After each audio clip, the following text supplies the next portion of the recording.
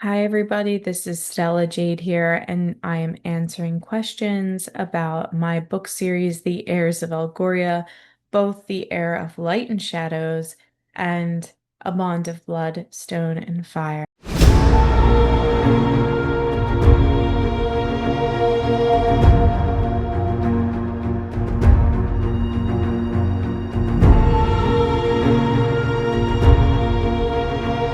The world building question reads, why is the bond of blood, stone, and fire so dangerous? So, book two is called A Bond of Blood, Stone, and Fire. And in the book, there is a ritual. When these fae join in union, they join in blood, stone, and fire.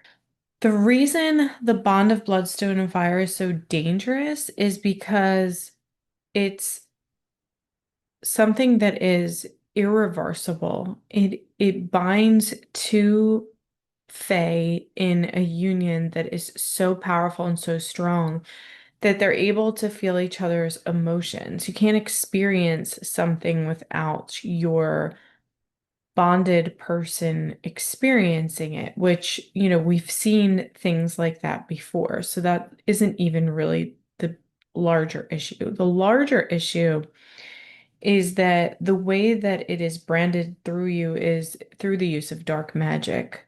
So the magic connects the two fae, and it is an irreversible process, meaning that you cannot lose that bond. So, should you no longer desire to be together, you have that bond forever. You no longer lose that bond, and the only way to lose it really is for one of the other people to die. So, it can be a very dangerous thing.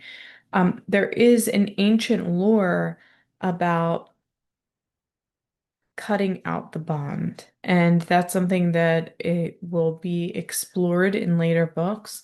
It is not explored in book two. Um, but it becomes a dangerous process because there are a lot of ethical questions around it. And I think I do touch on that in book two. For instance, Misty asks Cedric, is the bond influencing Lizzie, or is this of her own accord? Are these feelings of her own accord? There are a lot of questions surrounding the bond. How influential is the bond? And just because people believe one thing or say one thing doesn't necessarily mean that it's true. So someone could say, well, the bond has no influence on lovers, right? But is that true? Or if you force someone into that union, does that make them then become bound to you? So,